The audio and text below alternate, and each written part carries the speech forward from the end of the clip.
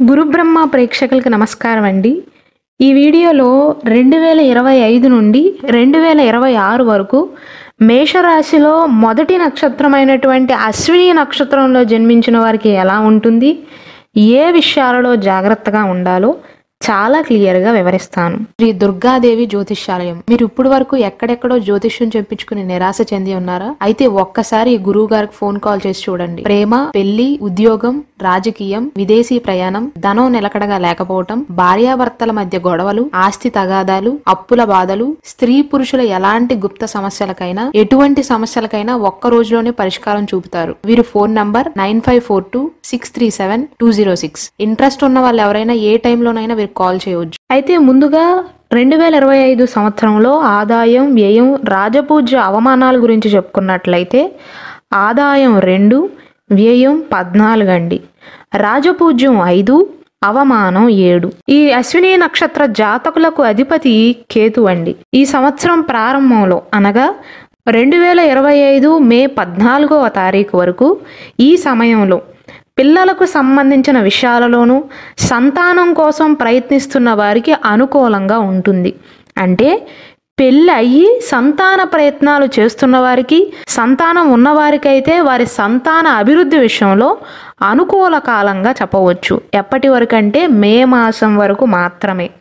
ఎందువలన అంటే 2025 మే 14వ తారీఖున బృహస్పతి యొక్క స్థాన మార్పు అనేది ఉండబోతుంది. అలానే మేషరాశిలో ఒక నక్షత్రమైనటువంటి అశ్విని నక్షత్ర జాతకులకు ఏలినాటి శని యొక్క మొదటి దశ అనేది మొదలు కాబోతుంది. కాబట్టి మే మాసం వరకు మీకు అనుకూల ఫలితాలు అనేవి ఉండబోతున్నాయి. సంతోషాన్ని పొందే అవకాశాలు ఉంటాయి. 2025 మే మాసం నుండి సెప్టెంబర్ మాసం వరకు కొద్దిగా టఫ్గా ఉంటుందండి. పైగా ఏలినాటి శని యొక్క మొదటి దశలో ఉంటారు కాబట్టి ఈ సమయంలో వివాహ ప్రయత్నాలు కానీ, సంతాన ప్రయత్నాలు చేస్తున్న వారికి, వ్యాపార సంబంధిత ప్రయత్నాలలో ఉన్నవారికి కూడా ఆటంకాలు అనేవి ఉండబోతున్నాయి. కాబట్టి మే మాసం ముందే అశ్విని నక్షత్ర జాతకులు ముఖ్యమైన విషయాలకు సంబంధించిన నిర్ణయాలను తీసుకోవాలి అన్నా, ఆర్థిక లావాదేవీలైనా ఈ ముందే ప్లాన్ చేసుకునే ప్రయత్నం చేయండి. మళ్ళీ సెప్టెంబర్ మాసం నుండి ఆరోగ్యం అనేది కాస్త మెరుగుపడుతుందండి. కుటుంబ జీవితం ఆనందంగా ఉంటుంది. అయితే 2025 సంవత్సరంలో విదేశాలలో ఉన్నవారు స్వదేశానికి వచ్చే అవకాశాలు ఉన్నాయి. అయితే ఏలినాటి శని గురించి పెద్దగా భయభ్రాంతులకి గురి కావాల్సిన అవసరం లేదండి. ఎందుకంటే ఇది మొదటి దశ మాత్రమే. 2025 జూన్ వరకు మీకు మొదటి దశ అనేది జరుగుతుంది. మొదటి దశలో పెద్దగా ప్రభావం అనేది ఉండదండి. అయితే మీరు ఏ విషయంలో జాగ్రత్తగా ఉండాలి అంటే అశ్విని నక్షత్ర జాతకులు ఎవరి చేతిలో మోసపోకుండా, ముఖ్యంగా ఆర్థిక సంబంధిత విషయాలలో మోసపోకుండా జాగ్రత్తలు తీసుకుంటే సరిపోతుంది. శని ప్రభావం అనేది 2వ దశలో ఎక్కువగా ఉంటుంది. అంటే 2027 జూన్ మాసం తర్వాత నుండి ఈ సంవత్సరంలో పాజిటివ్ రిజల్ట్స్ని కూడా చూస్తారండి. ముఖ్యంగా మీరు ఏ విషయాల్లో జాగ్రత్తగా ఉండాలి అంటే మిత భాష చాలా అవసరం అండి. ఓర్పుగా ఉండాలి. దూకుడుతనం అనేది పనికిరాదు. ఖర్చుల విషయంలో కూడా 1కి 2 సార్లు ఆలోచన చెయ్యాలి. ఈ సంవత్సరంలో ఈ అశ్విని నక్షత్రంలో జన్మించిన స్త్రీల యొక్క మనస్తత్వము, పురుషుల యొక్క మనస్తత్వం ఎలా ఉంటుందంటే తొందరపడి ఖర్చు చేసేస్తారు.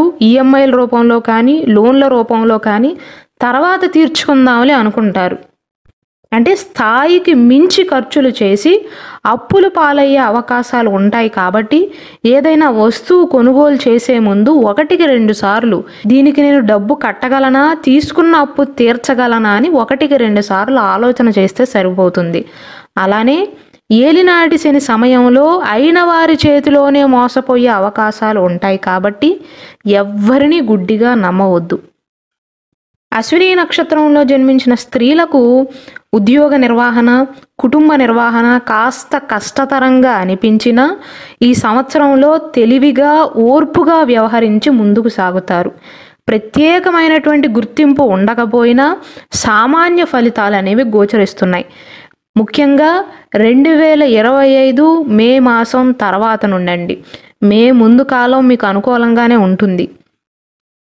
గర్భిణీ స్త్రీల విషయానికి వస్తే ఈ కాలం అనుకూలమేనండి. ఇబ్బందికర ఘటనలు అయితే జరగవు. స్టాక్ మార్కెట్లలో కానీ షేర్ మార్కెట్లలో కానీ పెట్టుబడి పెట్టే విషయంలో మాత్రం జాగ్రత్తగా ఉండాలి. ఎందుకంటే అంతంత మాత్రంగా ఉంటుంది. సమస్యల నుండి బయటపడతారు. విదేశీ నివాస ప్రయాణ ప్రయత్నాలలో ఉన్నవారికి చక్కటి సలహాలు అందుతాయండి. ధైర్యంగానే ఉంటారు. కాకపోతే అశ్విని నక్షత్ర జాతకులను బాధకు గురి చేసే సంఘటనలు ఏవంటే, ఒకటి, నేను ఇంతకు ముందు చెప్పినట్లుగా అయిన వారే పరాయి వారిలాగా మాట్లాడటం. రెండవది, మీ ఆర్థిక వ్యవహారాలలో మూడో వ్యక్తి వేలు పెట్టడం కానీ.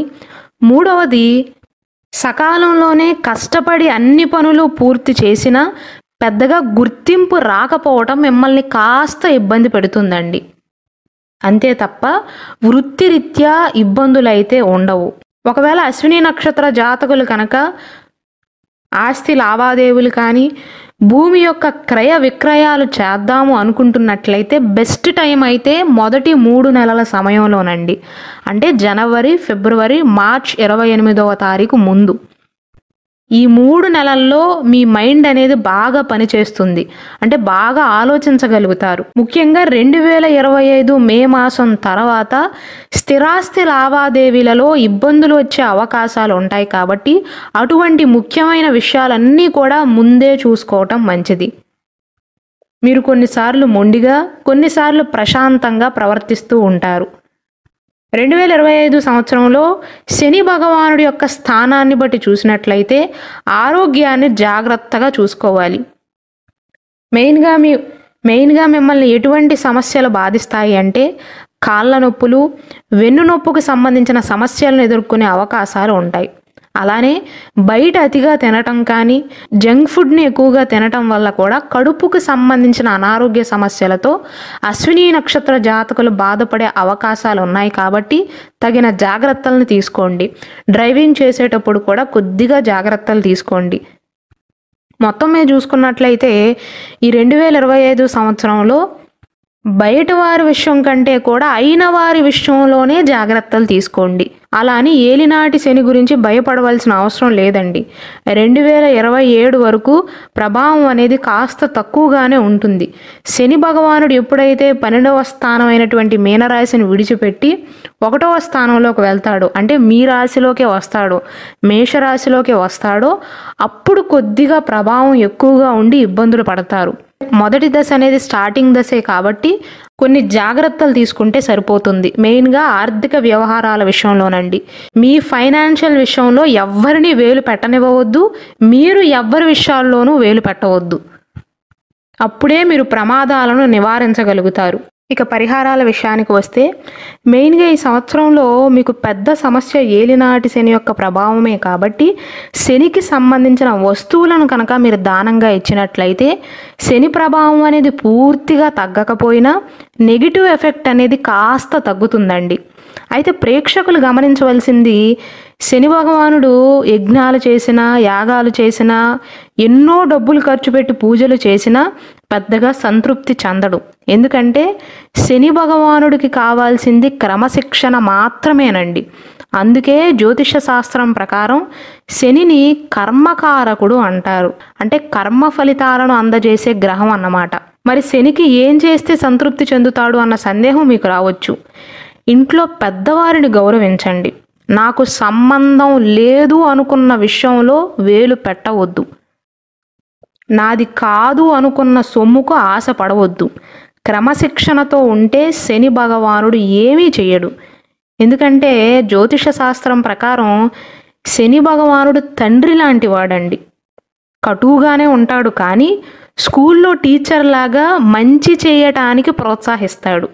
కరెక్ట్ పాత్రలో నడిపిస్తాడంతే. అది మనకు కాస్త ఇబ్బందికరంగా అనిపిస్తుంది, కానీ ఏలినాటి శని దశలో మనం చేస్తున్న పనులన్నిటికీ కూడా తర్వాత ఖచ్చితంగా ప్రతిఫలం అనేది ఉంటుంది. మనం కష్టపడుతున్నాము, బాధల్లో ఉన్నాం అన్నట్లుగా భ్రమపడతారు, కానీ ఏలినాటి శని యొక్క ప్రభావం అనేది పూర్తి అవ్వగానే మనిషి రాటు తేలిపోయి ఉంటాడు.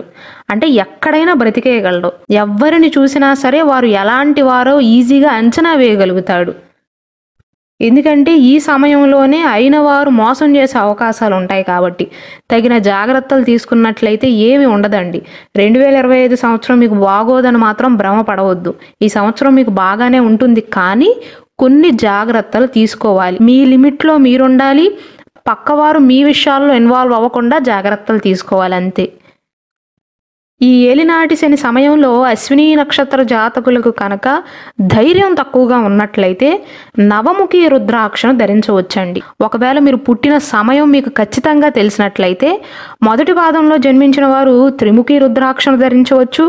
రెండవ పాదంలో జన్మించిన వారు 6 ముఖాల గల షణ్ముఖి రుద్రాక్షను ధరించవచ్చు.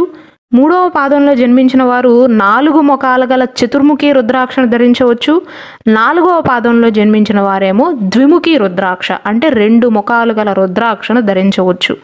ఇది ధరించటం వల్ల మాకేం వస్తుందండి అనుకోవచ్చు. రుద్రాక్ష అనేది శివుడి యొక్క స్వరూపం అండి. రుద్ర అక్ష అంటారు. అంటే శివుడి కంటి నుండి జారిన బిందువే రుద్రాక్ష చెట్టుగా మొలిచింది. రుద్రాక్షను ధరించటం వల్ల నెగిటివ్ ఎఫెక్ట్ అనేది తగ్గి మనలో ఉన్న సెల్ఫ్ కాన్ఫిడెన్స్ అనేది పెరుగుతుంది.